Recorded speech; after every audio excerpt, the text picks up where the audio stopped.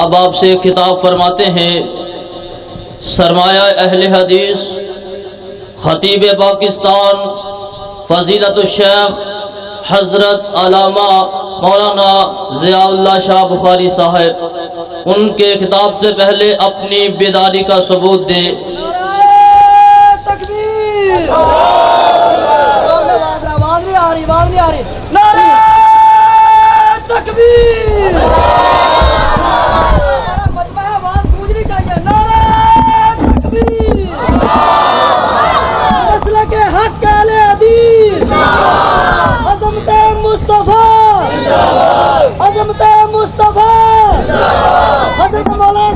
الحمد لله رب العالمين والعاقبة للمتقين والصلاة والسلام على سيد المرسلين وعلى آلہ وصحبہ اجمعین۔ سبحانک لا علم لنا الا ما علمتنا انک انت العلیم الحکیم۔ رب اشرح لي صدري ويسر لي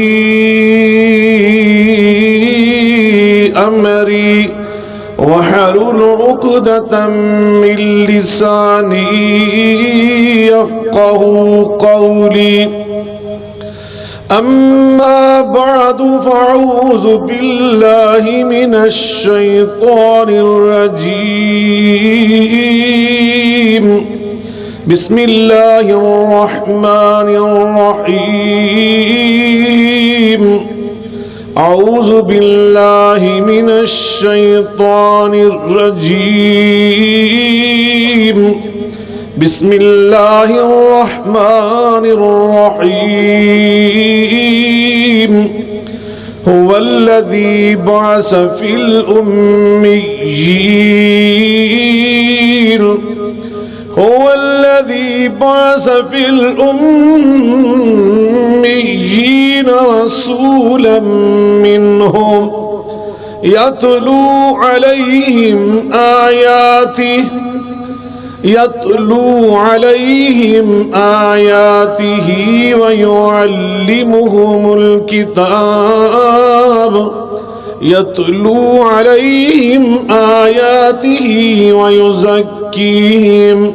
ويعلمهم الكتاب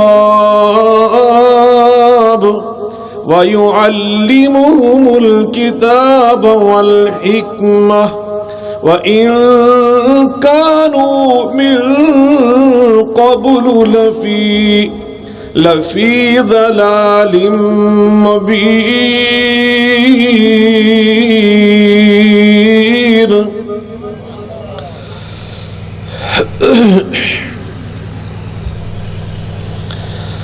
ہر قسم کی حمد و ثنا، بزرگی، برتری، بڑائی، کبریائی اللہ رب العالمین کی ذات بابرکات کے لیے انگنت لاتعداد اور بے شمار درود و سلام سید الاولین والآخرین رحمت للعالمین، صاحب قرآن، پیغمبر آخر الزمان، ہم سب کی ہادی اور رہنما جناب محمد مصطفیٰ احمد مجتبی صلی اللہ علیہ وعلا آلہ وسلم کی ذات گرامی پر ہوں۔ بزرگان من، برادران ملت، لائق صد احترام میری ماں اور بہنوں، میں سب سے پہلے اللہ رب العالمین کا شکر ادا کرتا ہوں کہ جس نے مجھے آپ کی اس کانفرنس میں شریک ہونے کی توفیق عطا فرمائی۔ برادر مکرم حضرت مولانا حکیم عبدالحفیظ صاحب مدظل العالی کی پرخلوص دعوت پر لبیک کہنے کی سعادت عطا فرمائی، پھر میں دعا کرتا ہوں اللہ تعالی ہم سب کی اس شرکت کو قبول فرمائے، اور میرے بھائیوں، عزیزوں، بزرگوں، ساتھیوں نے جن پاکیزہ مقاصد کے لیے اس کانفرنس کا انتظام کیا ہے، اللہ تعالیٰ وہ تمام پاکیزہ مقاصد پورے فرمائے۔ یقیناً آپ مجھ سے قبل عزیزم مولانا حافظ نعیم الرحمن صاحب حافظہ اللہ تعالیٰ سے بہت ایمان افروز بصیرت آمیز خطاب سماعت فرما رہے تھے۔ میں ان کے لیے دعا کرتا ہوں اللہ ان کی زبان میں، علم میں اور ان کے فضل و شرم میں مزید اضافہ فرمائے، تا دیر اللہ ان سے دین کی دعوت اور تبلیغ کا کام لے، اور اپنے دادا حضرت خطیب پاکستان شیخ القرآن مولانا محمد حسین شیخو پوری صاحب رحمہم اللہ تعالی، ان کے لیے اللہ ان کو صدقہ جاریہ بنائے۔ انشاءاللہ میری گفتگو کے بعد یہ کانفرنس جاری رہے گی۔ جماعت کے بہت سارے علماء، خطباء آپ سے ہم کلام ہوں گے اور آپ کے ایمان کو تازہ کریں گے، کتاب و سنت کے دلائل آپ کے سامنے پیش فرمائیں گے۔ مقصد یہی ہے اللہ ہم سب کو قرآن و حدیث کا صحیح فہم عطا فرمائے اور ہم سب کو صحیح مسلمان بننے کی توفیق عطا فرمائے۔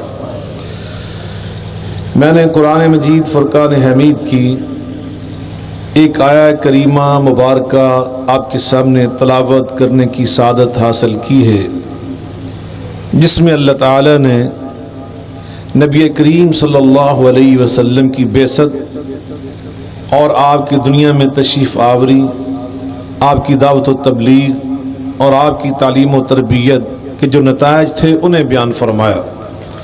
اللہ تعالیٰ فرماتے ہیں کہ میں نے اپنے نبی کریم صلی اللہ علیہ وسلم کو جن لوگوں میں، جس معاشرے میں اعلان نبوت اور اعلان بعثت جن سے میں نے کروایا، وہ معاشرہ اور وہ لوگ ایسے تھے کہ فی الامیین، جو ان پڑھ لوگ تھے، غیر تعلیم یافتہ تھے، جاہل لوگ تھے، ان پڑھ لوگ تھے، علم سے کورے لوگ تھے۔ ساتھ ہی اللہ تعالیٰ فرماتے ہیں وَإِنْ كَانُوا مِنْ قَبْلُ لَفِي ضَلَالٍ مُبِينٍ۔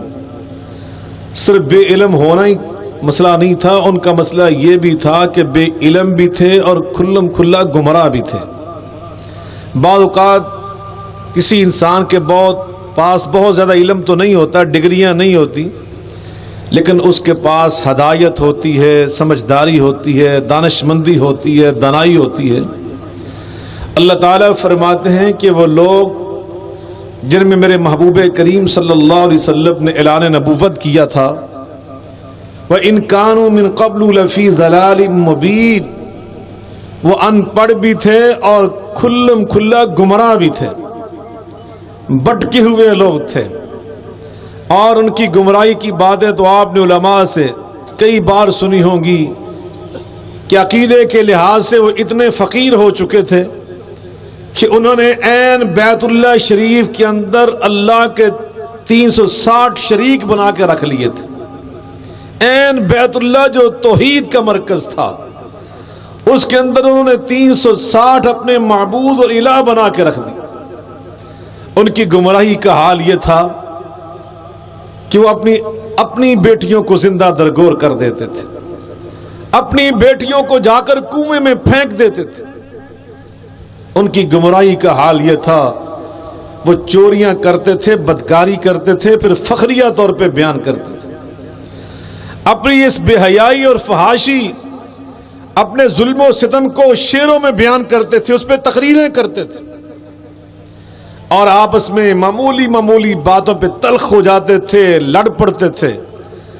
وہ پانی پینے پلانے پر اتنے جھگڑے ہوتے تھے کہ کئی صدیاں ان کی جنگیں جاری رہتی تھی۔ اس طرح کے لوگوں میں جناب محمد الرسول اللہ صلی اللہ علیہ وسلم نے آ کر کام شروع کیا، اور کام اس طرح شروع کیا کہ اس کا نتیجہ یہ نکلا 23 سال آپ نے ان میں گزارے۔ کتنے سال گزارے؟ بات سمجھ آ رہی؟ لاؤڈ سپیکر دی آواز کچھ بہتر کرو یار، میں نے خود محسوس ہو رہا ہے کہ آواز صحیح نہیں۔ آپ نے 23 سال ان میں ایسے گزارے، صرف 23 سال، کہ 23 سال کے بعد 23 سال کے اندر وہی لوگ جن کے بارے میں اللہ تعالیٰ فرماتے کہ یہ ان پڑھ ہیں، جن کے بارے میں اللہ تعالیٰ فرماتے ہیں کہ یہ گمراہ ہیں، اللہ انہی کے بارے میں خود فرمانے لگا لَقَدْ رَضِيَ اللَّهُ عَنِ الْمُؤْمِنِينَ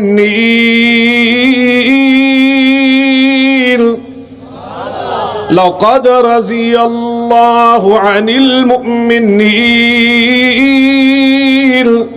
إِذْ يُبَايِعُونَكَ تَحْتَ الشَّجَرَةِ فَعَلِمَ مَا فِي قُلُوبِهِمْ وَأَنزَلَ السَّكِينَةَ عَلَيْهِمْ وَأَصَابَهُمْ فَتْحًا قَرِيبًا۔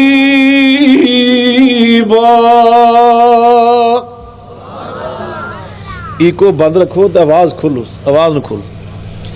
اللہ تعالیٰ فرماتے ہیں کہ میں ان لوگوں سے راضی ہو گیا۔ اب مجھے آپ انصاف سے بتائیں، اللہ چوروں سے راضی ہو سکتا ہے؟ اللہ بے علموں سے راضی ہوتا ہے؟ اللہ ڈاکہ مارنے والوں سے راضی ہوتا ہے؟ کسی کی عزت کو میری نگاہ سے دیکھنے والوں سے راضی ہوتا ہے؟ اللہ کی مخلوق کے ساتھ بے انصافی کرنے والے، ظلم کرنے والوں سے راضی ہوتا ہے؟ شرک کرنے والوں سے راضی ہوتا ہے؟ ہرگز نہیں۔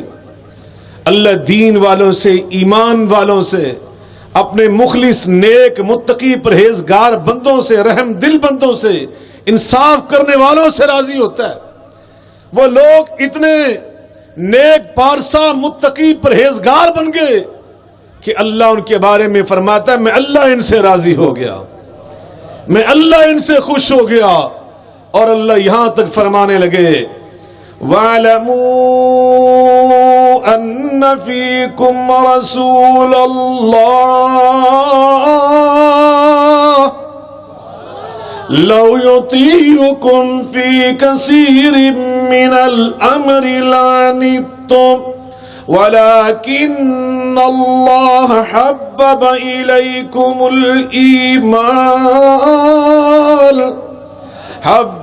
إِلَيْكُمُ الْإِيمَانَ وَزَيَّنَهُ فِي قُلُوبِكُمْ وَكَرَّهَ إِلَيْكُمُ الْكُفْرَ وَالْفُسُوقَ وَالْعِصْيَانَ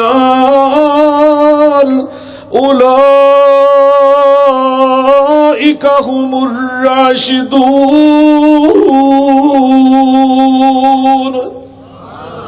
اللہ فرماتے اولئک هم الراشدون، یہ ہدایت یافتہ لوگوں کی جماعت، میرے نبی پاک کے صحابہ یہ ہدایت یافتہ، میرے نبی کے اہل بیت یہ ہدایت یافتہ۔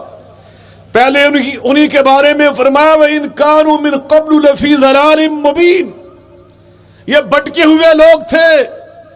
اب اللہ فرماتا ہے یہ بٹکے ہوئے نہیں، اولئک هم الراشدون، یہ راشدون ہیں، ہدایت یافتہ ہیں، ان کے دل ایمان سے مزین، ایمان سے بھرے ہوئے ہیں۔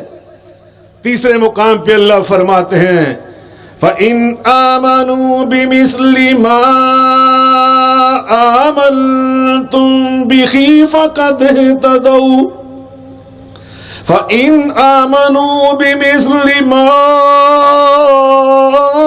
آمَنْتُمْ بِهِ فَقَدْ اهْتَدَوْا وَإِن تَوَلَّوْا فَإِنَّمَا هُمْ فِي شِقَاقٍ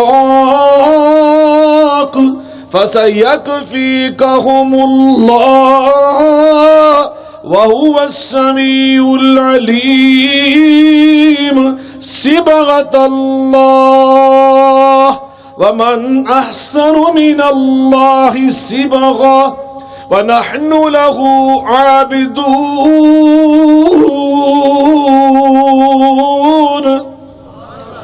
اللہ فرماتے ہیں میرے نبی پاک صلی اللہ علیہ وسلم کے جو ساتھی شاگرد ہیں وہ اتنے ہدایت یافتہ بن گئے، اتنے ہدایت یافتہ۔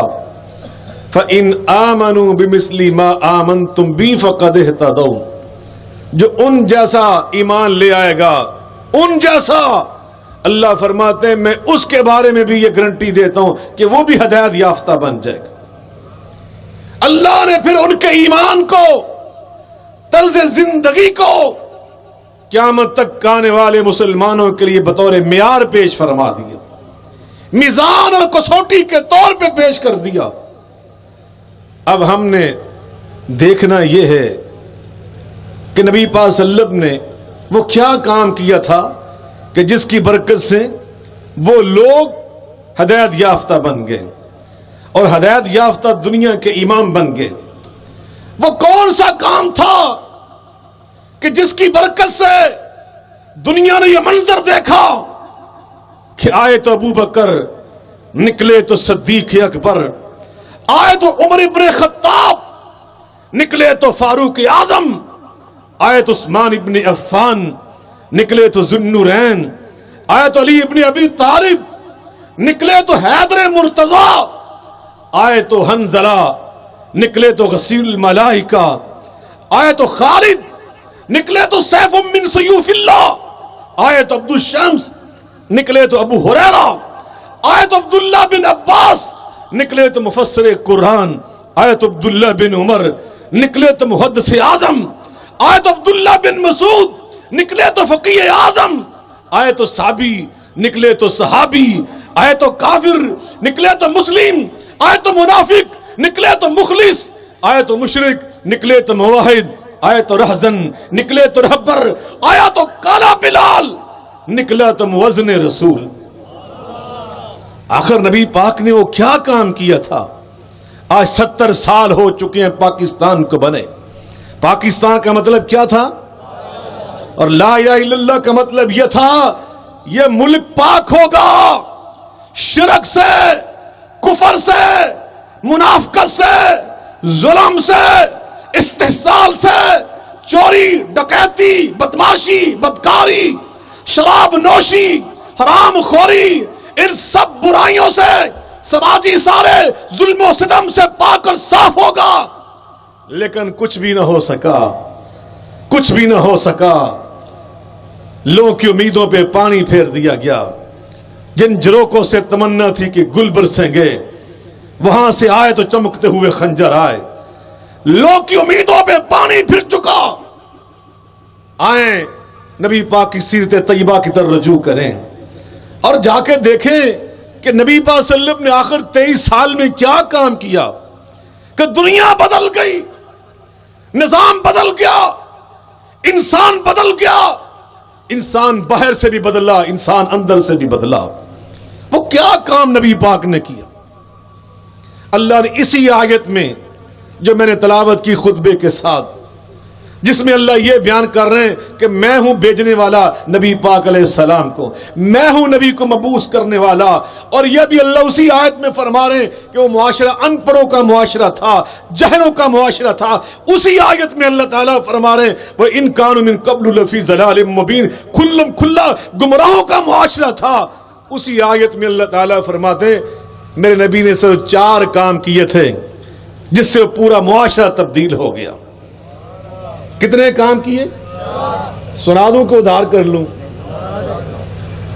آج کی تقریر میں سارا سنا دوں۔ 4 کام کیے نبی پاک صلی اللہ علیہ وسلم نے، اللہ تعالیٰ بیان کر رہے ہیں۔ پہلا کام یتلو علیہم آیاتہ۔ پہلا کام کیا کیا؟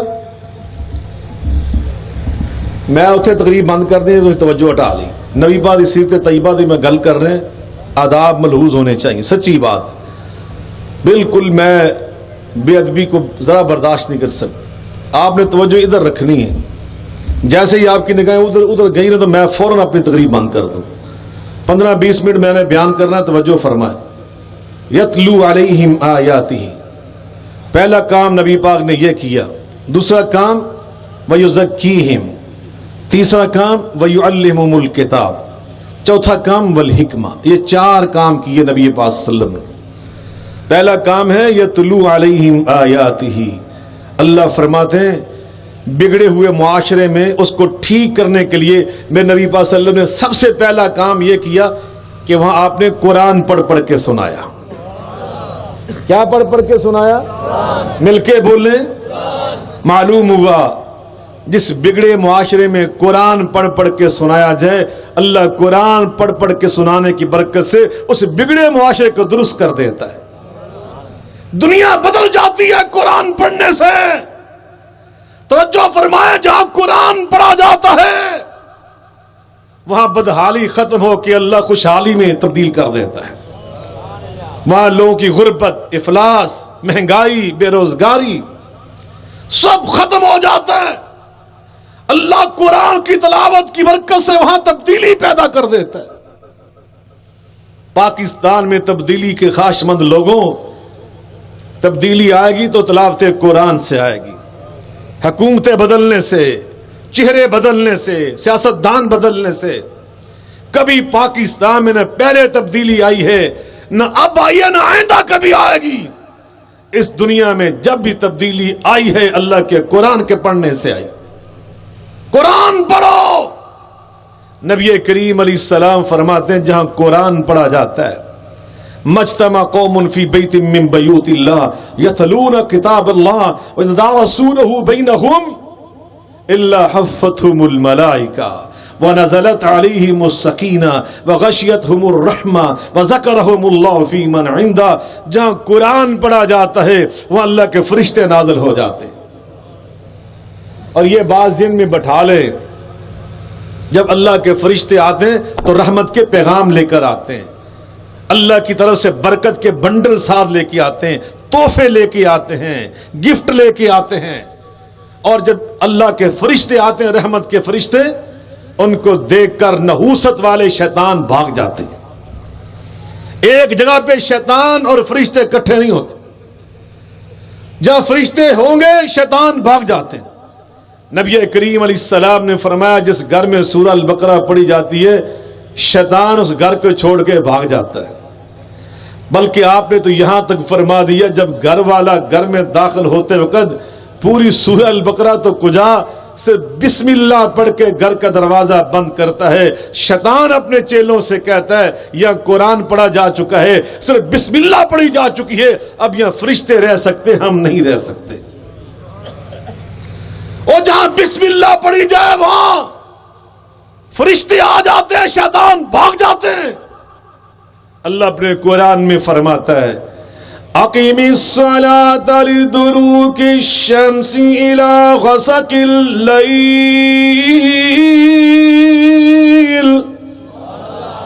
اقیم الصلاة لدلوک الشمس الى غسق الليل وقرآن الفجر ان قرآن الفجر کان مشہودا۔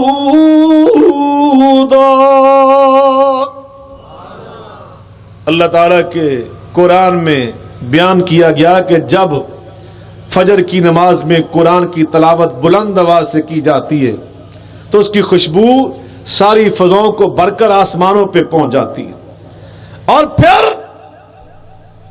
کان مشہودا، اس تلاوت کو سننے کے لیے آسمان سے فرشتے نازل ہو کر نمازیوں کے ساتھ صفوں میں کھڑے ہو جاتے ہیں۔ جہاں قرآن پڑھا جاتا ہے وہاں پر فرشتے آ جاتے ہیں، اور شیطان مل کے بولیں، زور سے بولیں۔ حضرت اسید ابن حضیر رضی اللہ عنہ کا مشہور واقعہ آپ نے علماء سے کئی بار سنا ہوگا۔ وہ اپنے گھر میں رات کو قرآن پڑھ رہے تھے، ان کا گھوڑا ڈرنے لگا جو باہر سین میں بندھا ہوا تھا۔ اس کے قریب ہی ان کا بیٹا جس کا نام یحییٰ تھا وہ سویا ہوا تھا۔ انہوں نے محسوس کیا کہ میرا گھوڑا بد رہا ہے، ڈر رہا ہے، حرکت کر رہا ہے، کہیں یہ ہلتے جلتے میرے بیٹے کو روم نہ ڈالے۔ تلاوت کو بند کیا، باہر نکل کے کھڑے ہوئے تو گھوڑے نے ڈرنا بند کر دیا۔ تھوڑی سی دیر کے بعد دوبارہ تلاوت شروع کی، پھر گھوڑا ڈرا، 3 بار ایسے ہوئے۔ بالآخر انہوں نے تیسری بار جب تلاوت کو بند کیا تو باہر صحن میں ایک منظر دیکھا کہ ان کے گھر کے صحن سے ایک تشتری جس میں چراغ بھرے ہوئے تھے، چمکتے ہوئے چراغ، وہ ایسے پرواز کرنے لگی، آسمان کی طرف بلند ہونے لگی۔ وہ تشتری کو دیکھتے ہی رہ گئے، ان کے دیکھتے دیکھتے وہ آسمان کی وسطوں میں گم ہو گئی۔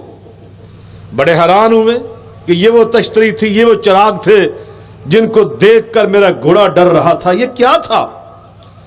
نماز فجر مسجد نبوی میں ادا کی، نبی پاک صلی اللہ علیہ وسلم کی خدمت میں حاضر ہوئے، رات کا سارا واقعہ سنایا، آپ مسکرائے اور فرمایا اتدری ما ذاک یا اسید، اسید معلوم ہے کہ وہ کیا تھا؟ کہتے لا ادری، اللہ کے رسول میں تو نہیں جانتا۔ میرے آقا نے فرمایا تلک الملائکۃ دنت لصوتک لو قرأت حتی اصبحت، کاش تو رات قرآن پڑھتا رہتا۔ وہ چراغ نہیں تھے، وہ اللہ کے فرشتے طرح قرآن سننے کے لیے آئے ہوئے تھے۔ کاش تو قرآن پڑھتا رہتا۔ وہ قرآن کی تلاوت سننے میں اتنے آج مشغول ہو چکے تھے کہ اللہ نے جو ان کو چھپانے کا طریقہ سکھایا ہوا انسانوں سے، وہ اس کو بھی بھول چکے تھے۔ لا تتوارا منہم، وہ اسی طرح قرآن بیٹھے سنتے رہتے، حتیٰ کہ مدینے کے لوگ آج اپنی آنکھوں سے تیرے گھر میں فرشتوں کا دیدار کر لیتے۔ معلوم ہوا جہاں قرآن پڑھا جاتا ہے وہاں فرشتے نازل ہوتے ہیں اور اس پورے ماحول کو بابرکت بنا دیتے۔ میں سورہ یونس کی ایک آیت پڑھنے لگا ہوں، اگر آپ نے توجہ سے سنی تو میں پہلے ہی آپ کو یقین دلاتا ہوں کہ آپ سب کا ایمان تازہ ہو جائے گا۔ اللہ تعالیٰ پتہ کہ اس میں فرماتے ہیں وَمَا تَكُونُ فِي شَأْنٍ وَمَا تَتْلُو مِنْهُ مِنْ قُرْآنٍ وَمَا تَكُونُ فِي شَأْنٍ وَمَا تَتْلُو مِنْهُ مِنْ قُرْآنٍ وَلَا تَعْمَلُونَ مِنْ عَمَلٍ إِلَّا كُنَّا عَلَيْكُمْ شُهُودًا إِذْ تُفِيضُونَ فِيهِ وَمَا يَعْزُبُ عَنْ رَبِّكَ مِنْ مِثْقَالِ ذَرَّةٍ فِي الْأَرْضِ وَلَا فِي السَّمَاءِ وَلَا أَصْغَرَ مِنْ ذَلِكَ وَلَا أَكْبَرَ إِلَّا فِي كِتَابٍ مُبِينٍ۔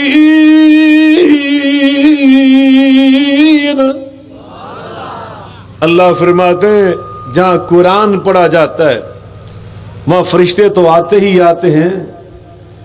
سنیے ذرا وَمَا تَتْلُو مِنْهُ مِنْ قُرْآنٍ، اللہ فرماتے جب قرآن کی تلاوت کی جاتی ہے إِلَّا كُنَّا عَلَيْكُمْ شَهُودًا، اس کو سننے کے لیے تو میں اللہ خود بھی آ جاتا ہوں، میں اللہ خود آ جاتا ہوں۔ اور جہاں میرا اللہ آج اپنی رحمت کے ساتھ اور اپنی طاقت کے ساتھ، پھر وہاں نحوست والے شیطان رہ سکتے؟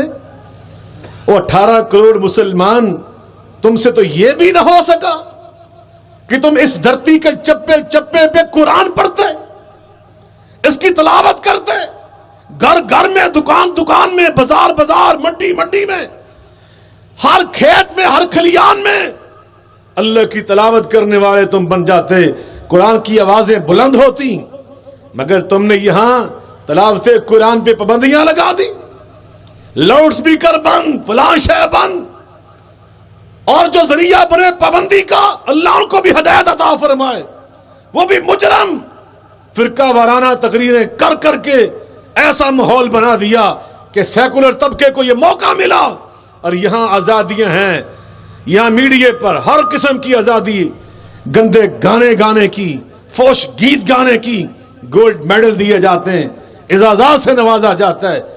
مجھے بتاؤ جب قرآن پہ پابندی ہوگی، گانوں پہ آزادی ہوگی، وہاں نحوست ہوگی، اور کیا ہوگا؟ یتلو علیہم آیاتی، پہلا کام یہ کرنا ہوگا پاکستان سے گندے اور فوش گیتوں کا خاتمہ کرنا ہوگا اور قرآن کی تلاوت کو عام کرنا ہوگا۔ اس کے لیے ہم سب کو محنت کرنا ہوگی، ہم سب مسلمانوں کو اپنی ذمہ داریاں ادا کرنا ہوگی۔ کوئی ضروری نہیں ہے کہ بخاری مدینے سے پڑھ کے آیا تو یہ قرآن پڑھے، میں تو جٹ ذمہ دار ہوں، میری آواز موٹی ہے، میری زبان موٹی ہے، میرا تلفظ صحیح نہیں، میں قرآن نہ پڑھوں، نہیں۔ نبی کریم علیہ السلام نے فرمایا والذی یقرأ وهو یتتعتع فیہ فلہ اجران، جو موٹی زبان والا اٹک اٹک کے قرآن پڑھے گا اللہ اس کو دوہرا ثواب عطا فرمائے گا۔ ایک قرآن پڑھنے کا، ایک مشکل سے اٹک اٹک کے قرآن پڑھنے، قرآن پاک کی تلاوت کو عام کر دو، ہر ایک اپنے گھر میں قرآن پڑھے، اپنی دکان پہ قرآن پڑھے۔ میں پوچھتا ہوں آپ سب سے، پڑھو گے قرآن؟ تلاوت کو عام کرو گے؟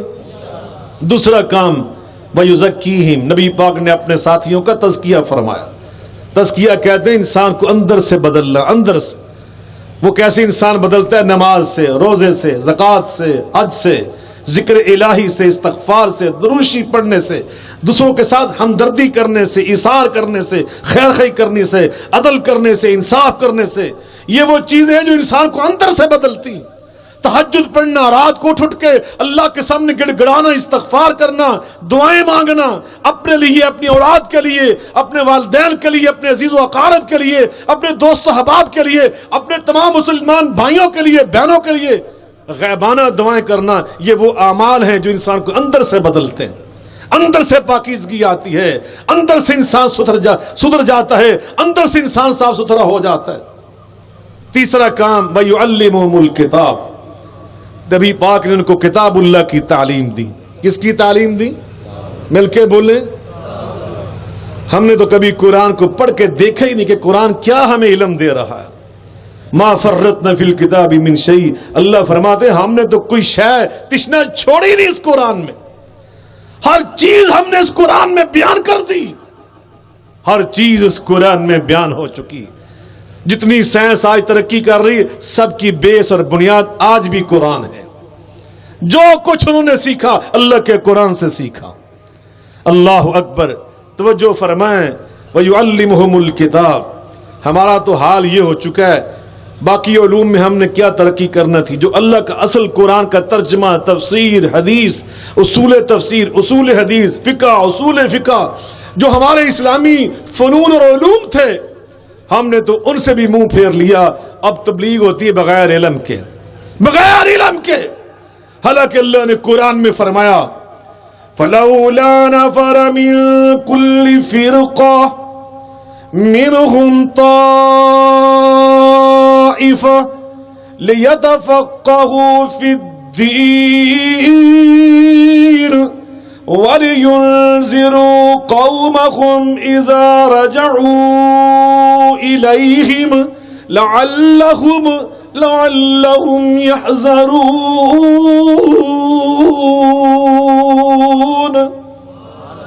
لِيَتَفَقَّهُوا فِي الدِّينِ، پہلے صحیح دین کا علم حاصل کریں۔ وَلِيُنذِرُوا قَوْمَهُمْ إِذَا رَجَعُوا إِلَيْهِمْ، پھر اپنی قوم کو آ کے تبلیغ کریں۔ یہاں تبلیغ پہلے ہی شروع ہو جاتی ہے۔ دنیا کے ہر معاملے میں اب شرائط بن چکی ہیں، کسی کو بغیر LLB کے سند کے ڈگری کے کوئی چیمبر نہیں کھولنے دیتا کچہریوں میں۔ آپ سمندری کی جا کچہریوں میں دیکھیں، جتنے وکیل بیٹھے ہیں یہ کون ہیں؟ جنہوں نے پہلے BA پاس کیا، پھر LLB کیا، پھر کئی سال سینئر وکیلوں کے ساتھ بطور جونیئر کام کیا، پھر اس لائق بنے کہ اپنا الگ چیمبر کھول کے بیٹھے۔ اسی طرح ڈاکٹروں کو دیکھ لیں، جو انجینئر حضرات، ان کو دیکھ لیں۔ اور یہ معاملہ جو تھا دین کا، ایمان کا، ہماری آخرت کا، ہمارے اخلاق کا، یہاں پہ کوئی شرط ہی نہیں، کوئی اصول و ضوابط ہی نہیں، کوئی یہاں پہ پابندی نہیں۔ جس کا جی چاہا 2-4 تقریریں یاد کی اور آ کے ممبر رسول پہ بیٹھ گئے۔ انہی چیزوں نے آج ہمیں یہاں تک پہنچا دیا۔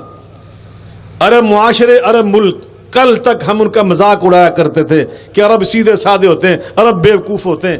آج آپ حیران ہو گئے۔ میں سن 1980 میں مدینہ یونیورسٹی میں پڑھنے گیا، تب ہماری یونیورسٹی میں چند پروفیسر تھے سعودی، باقی سب کوئی مصر سے، کوئی اردن سے، کوئی فلسطین سے، کوئی شام سے، دیگر ممالک سے، سوڈان سے لوگ آئے ہوئے تھے ہمیں پڑھانے کے لیے۔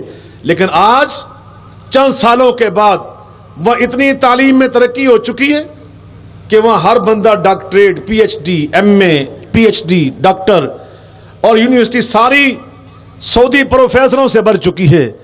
یہ آج وہاں تعلیم میں اتنا فروغ ہوا ہے، تعلیم میں اتنی اٹھان آئی ہے کہ وہاں انہوں نے مؤذن بننے کے لیے، مسجد کا مؤذن، میں کویت میں تھا پچھلے دنوں، وہاں مسجد کا امام، مسجد کا خطیب، نیچے مسجد کا مؤذن، اوپر خطیب، پھر امام، پھر مؤذن۔ مؤذن بننے کے لیے شرط لگائی ہوئی ہے کہ جب تک وہ BA پاس نہ ہو وہ مؤذن نہیں بن سکتا۔ ہمارا تو BA ہوتا ہے 14 سال میں، عرب ملکوں میں BA ہوتا ہے 16 سال میں. یعنی ہمارے MA کے برابر بندہ تعلیم حاصل کرے، پھر ٹیسٹ پاس کرے، پھر مؤذن بنتا ہے. تو میرے بھائیوں یہ شرط ہے، پہلے انسان علم حاصل کرے پھر تبلیغ کرے. وَيُعَلِّمُهُمُ الْكِتَابَ وَالْحِكْمَةَ. اللہ کرے ہماری مساجد اہل علم سے بھر جائیں. کہہ دے آمین. اللہ ہماری مساجد، ہمارے محراب، ہمارے منبر، ہماری تدریس کی مساند، اللہ اس کو علم والوں سے بھر دے. چوتھا کام نبی پاک نے یہ کیا، والحکمہ، ان کو حکمت سکھائی. کیا سکھائی؟ حکمت کا مطلب ہوتا ہے، بڑا افسوس ہے یار، انا للہ و انا الیہ راجعون، جہالت کی بھی انتہا لوگوں کی. وَيُعَلِّمُهُمُ الْكِتَابَ وَالْحِكْمَةَ. حکمت و دانائی نبی کریم صلی اللہ علیہ وسلم نے سکھائی. آپ اس کی ایک جھلک دیکھ لیں اور مجھے اجازت دیں. حکمت سے مطلب وہ حکمت نہیں جو حکیم صاحب کرتے ہیں، اس کو کہتے ہیں طب عربی میں. حکمت کہتے ہیں فراست، دانائی، بصیرت، سمجھداری. حضرت جعفر طیار رضی اللہ تعالی، کہہ دے رضی اللہ تعالی، نبی پاک کے صحابی بھی ہیں اور نبی پاک کے چچا کے بیٹے بھی ہیں. بڑا مشہور واقعہ ہے کہ نبی پاک نے ان کو اجازت دی کہ حبشے میں چلے جاؤ. 72 کے قریب صحابہ کرام ہجرت کر کے، سمندر عبور کر کے، اس دور میں کشتیوں کے اوپر بڑی مشکل سے جان ہتھیلی پہ رکھ کر سمندر کو عبور کر کے حبشے میں چلے گئے، جس کو آج ادیس بابا کہتے ہیں، جس کے دارالحکومت کو ایتھوپیا اس کا نام ہے. اس وقت اس کو حبشہ کہا جاتا تھا. حبشے میں آگے وہ عیسائیوں کا ملک تھا، حکومت بھی عیسائیوں کی تھی. مشرکین مکہ بڑے ضدی لوگ تھے، ان کو بڑی اس بات پہ خار ہو رہی تھی کہ یہ صحابہ جو بچ کے چلے گئے ان کو واپس مکے میں لانا چاہیے، یہ تو ہماری چودراہٹ کے خلاف. انہوں نے بڑے ماہر قسم کے 2 بندے تیار کیے اور ٹیبل ٹاک کے بڑے ماہر تھے، اور ہدیے اور تحفے اکٹھے کر کے جہاز بھر دیے کہ لے جاؤ اور جا کے حبشہ کے جتنے وزیر ہیں سب کو خریدو، حکومت کو خرید کر ان 72 بندوں کو واپس مکے میں لے کے آؤ. وہ چلے گئے، جا کے انہوں نے واقعتاً سارے وزیروں کو خرید لیا اور حضرت جعفر طیار کی قیادت میں 72 صحابہ کو نجاشی نے اپنے دربار میں بلا لی. اس نے آ کے کہا، ما ھذا الدین الذی فارقتم بہ قومکم ولم تدخلوا بہ فی دینی ولا فی دین احد من الملل.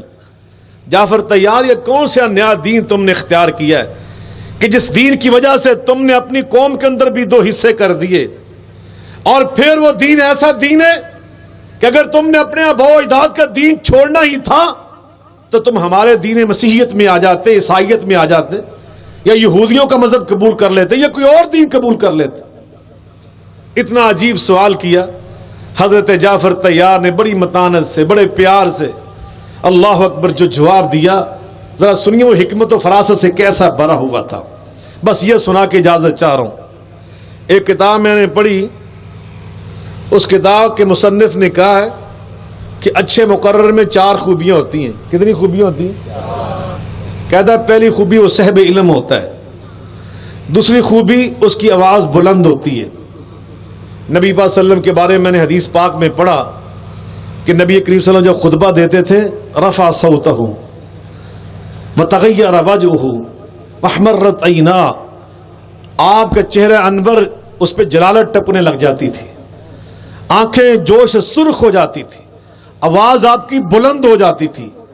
صحابی فرماتے کہ انہ منذر جیش، جب آپ خطبہ اور تقریر ارشاد فرما رہے ہوتے تھے یوں لگتا تھا جیسے آپ کسی میدان جنگ میں کھڑے ہو کر بطور جرنیل ہدایات ارشاد فرما، اتنی بلند آواز سے آپ تقریر کرتے تھے. حضرت عبداللہ بن عمر فرماتے رضی اللہ تعالی عنہما، جب آپ خطبہ ارشاد فرماتے تھے تو دائیں ہاتھ سے اشارہ فرماتے تھے، اور اتنا زور لگا کے اشارہ فرماتے تھے کہ آپ کے پٹھوں کے چٹکنے کی آواز آیا کرتی تھی، اور اتنی تیزی سے آپ منبر پہ جنبش فرماتے تھے کہ ہمیں بعض اوقات یوں محسوس ہوتا تھا اہو ساکتن برسول اللہ صلی اللہ علیہ وسلم، کہ یہ منبر نبی پاک صلی اللہ علیہ وسلم کو لے کے الٹ نہ جائے، آپ گر نہ جائیں. اس طرح کا آپ کا انداز خطابت ہوتا تھا. حضرت جعفر طیار کی تقریر سنانے لگا ہوں، لیکن جو 4 اوصاف میں بیان کر رہا ہوں وہ سارے ہی وہاں پہ آپ کو نظر آئیں گے پہلا وصف تھا صاحب علم، حضرت جعفر طیار صاحب علم تھے، نبی پاک کے شاگرد تھے۔ نمبر 2 آواز بلند، نمبر 3 اس کی شخصیت دیکھنے میں اچھی لگے، اس کی شخصیت مقرر کی دیکھنے میں اچھی لگے۔ حضرت جعفر طیار کے بارے میں نے حدیث پاک میں پڑھا ہے کہ نبی پاک صلی اللہ علیہ وسلم نے خود ایک دفعہ فرمایا، اے جعفر تجھے دیکھ کر میری مشابہت نظر آتی ہے، چونکہ نبی پاک کے چچا جان کے بیٹے حضرت علی کے بھائی ہیں، یہ حسنین کریمین کے یہ چچا ہیں حضرت جعفر طیار، ان کی شخصیت بھی بڑی خوبصورت۔ نمبر 4 وہ مجمع شناس ہونا چاہیے کہ جیسا مجمع ہے ویسی گفتگو ہونی چاہیے، اسے بصیرت و حکمت کہتے ہیں۔ حضرت جعفر طیار کی بصیرت دیکھنا ذرا، آپ نے بڑی اچھی تقریر فرمائی جس میں نبی پاک صلی اللہ علیہ وسلم کی تعریف کی، اپنا جو پس منظر تھا بیان کیا، کننا قوم اہل جاہلیت نعبد الاصنام ونقطع الجیران ونسیء الجار ونقطع الارحام وناكل المیتہ ویاکل القوی منا الضعیف حتی بعث اللہ الینا رسولا منا نعرف حسبہ وصدقہ وعفافہ وامانتہ فہدانا الی اللہ عز وجل نعبد اللہ وحدہ وامرنا بصدق الحدیث وصلۃ الحرام ارحام۔ فرماتے ہیں کہ ہم جاہلیت کی زندگی بسر کر رہے تھے، مردار کھا جاتے تھے، پڑوسیوں کو تنگ کرتے تھے، رشتہ داریاں توڑا کرتے تھے، جو ہم میں مضبوط اور طاقتور لوگ ہوتے تھے وہ غریبوں کو کھا جاتے تھے۔ ایسی حالت میں اللہ پاک نے ہم پہ ترس کھایا اور ہم میں اس ہستی کو نبی بنا کر بھیجا جو ہم میں سے ہیں لیکن حسب و نسب کے لحاظ سے اور صدق و وفا کے لحاظ سے، شرم و حیا کے لحاظ سے وہ ہم سب سے اعلیٰ تھے، ہم سب سے عرفہ تھے۔ انہیں ہمیں اللہ کی توحید کی دعوت دی، سچ بولنے کی دعوت دی اور صلہ رحم کی، صلہ رحمی کی دعوت دی۔ بیان کرتے کرتے رک گئے تو پھر اس نے کہا، نجاشی بادشاہ نے، اے جعفر طیار جو تمہارے نبی پہ قرآن نازل ہوا ذرا مجھے پڑھ کے تو سناؤ۔ یہ ہے مجمع شناسی جو بیان کرنے لگا ہوں۔ جتنا قرآن اس وقت تک نازل ہو چکا تھا نبی پاک صلی اللہ علیہ وسلم پر وہ سارا ہی حضرت جعفر طیار کو یاد تھا، وہ سارا یاد تھا، لیکن حضرت جعفر طیار نے اس سارے قرآن میں سے قرآن پاک کے جس حصے کا انتخاب کیا وہ سورہ مریم تھی۔ وہ کیا تھی؟ مل کے بولیں کہ سامنے عیسائی بیٹھے تھے، عیسائی بادشاہ تھا، عیسائی وزیر تھے، عیسائی پبلک تھی، ان نے قرآن وہاں سے پڑھا، وَذْكُرْ فِي الْكِتَابِ مَرْيَمَ إِذِ انْتَبَذَتْ مِنْ أَهْلِهَا مَكَانًا شَرْقِيًّا فَاتَّخَذَتْ مِنْ دُونِهِمْ حِجَابًا فَأَرْسَلْنَا إِلَيْهَا رُوحَنَا فَتَمَثَّلَ لَهَا بَشَرًا سَوِيًّا قالت إني أعوذ بالرحمن منك إن كنت تقيا قال إنما أنا رسول ربك لأهب لك غلاما زكيا قالت أنى يكون لي غلام ولم يمسسني بشر ولم أك بغيا۔ وہ قرآن پڑھتے گئے، نجاشی کی آنکھوں سے آنسو جاری ہو گئے۔ نبی پاک علیہ السلام نے فرمایا، یسروا ولا تعسروا بشروا ولا تنفروا، جب میرے دین کی دعوت پیش کرو آسان طریقے سے پیش کرو، اسلام کو مشکل بنا کے پیش نہ کرو۔ یورپ میں ایک بندہ بہت نامی گرامی وہ مسلمان ہونے لگا تو کسی ان پڑھ مسلمان نے اس کو ڈرا دیا، کہنے لگا پتہ مسلمان ہونا کڈا اوکھا ہے، تیرے ختنے ہوں گے، اور ڈرتا ہی واپس چلا گیا۔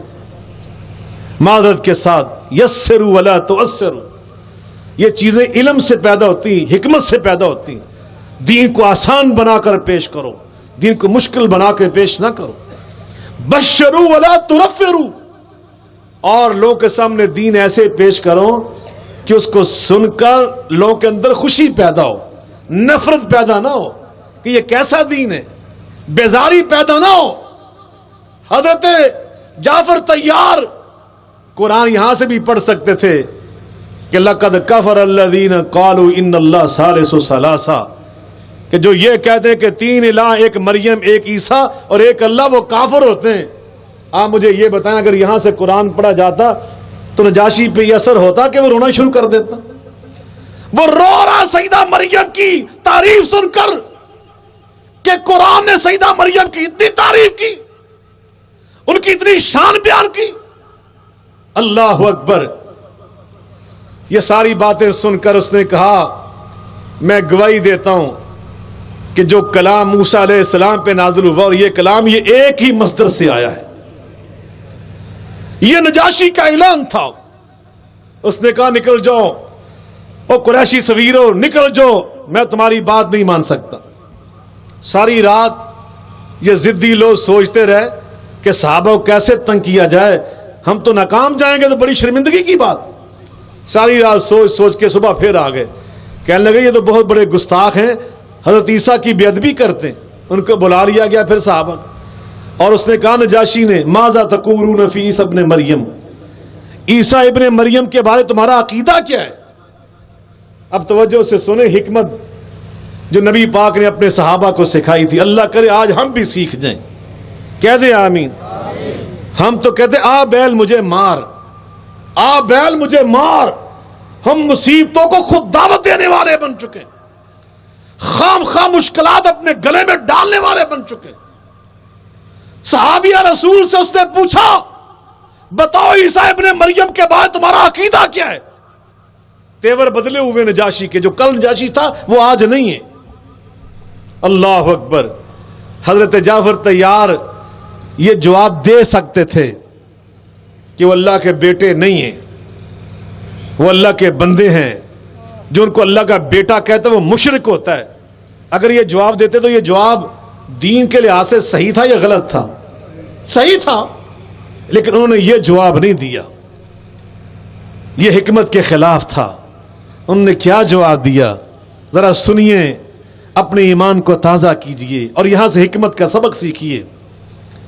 فرمانے لگے ہوا روح اللہ و کلمتہ، ہوا مل کے بولیں، ہوا روح اللہ و کلمتہ القاها الى مریم العذراء البتول، وہ اللہ کی روح اور اللہ کے کلمہ ہیں حضرت عیسیٰ علیہ السلام، جو اللہ نے حضرت سیدہ مریم جو کنواری اور پاکیزہ تھی اور کنواری ہونے کے باوجود اللہ پاک نے ان کو اپنی قدرت اور طاقت سے حضرت عیسیٰ کی ماں بنا دیا تھا، ان کی طرف بھیجا تھا، وہ اللہ کی روح تھے، اللہ کا کلمہ تھے۔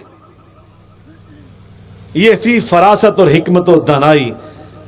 وہ نجاشی اشش کر اٹھا، اشش کر اٹھا، تنکا زمین سے اٹھایا اور کہتا قریشیو، جو جعفر طیار نے فرمایا اس تنکے کے برابر بھی غلط نہیں فرمایا، بالکل سچ فرمایا۔ اللہ کرے یہ فراست حکمت ہمارے اندر بھی پیدا ہو جائے، ہم دنیا کے ساتھ جب بات کریں اچھے طریقے سے کریں، اخلاق سے کریں، متانت سے کریں، سنجیدگی سے کریں، دوسروں کا دل چیرنا، دوسروں کا دل چیرنا اور یہ سمجھنا کہ میں حق بیان کر رہا ہوں، دوسروں کی حوصلہ شکنی کرنا اور دوسروں پہ کیچڑ اچھالنا اور دوسرے کا دل جلا کے رکھ دینا اور یہ سمجھنا میں حق بیان کر رہا ہوں، یہ حق نہیں ہے، یہ دنائی کے خلاف چیزیں ہیں، یہ حکمت کے خلاف چیزیں ہیں۔ آج ہم اس کا خمیازہ بھگت رہے ہیں۔ پاکستان کے 18 کروڑ مسلمان، ہم 18 کروڑ مسلمان، دین والے، نمازیں پڑھنے والے، مسجدیں بنانے والے، چاہے کوئی یہاں دیوبندی ہے، چاہے بریلوی ہے، چاہے اہل حدیث ہے، جو بھی ہے یا کلمہ گو، دیکھ لو مسجدیں بھر رہی ہیں، مدارس بھر رہے ہیں، نمازی لوگ ہیں، عمرے پہ جاتے ہیں، حج پہ جاتے ہیں، زکوٰۃ دیتے ہیں، صدقات دیتے ہیں، خیرات کرتے ہیں، قرآن پڑھتے ہیں، جلسے ہوتے ہیں، سنے جاتے ہیں، سارا دین کا کام ہو رہا ہے۔ اس کے باوجود حالت ہمارے سامنے کہ اس معاشرے میں برائی پھیلتی چلی جا رہی ہے، برائی پھیلتی چلی جا رہی ہے، برائی پھیلتی چلی جا رہی ہے، رکاوٹ ہی کوئی نہیں، بریک ہی کوئی نہیں، طاغوت پرست ہمارے اوپر غالب ہوتے چلے جا رہے ہیں۔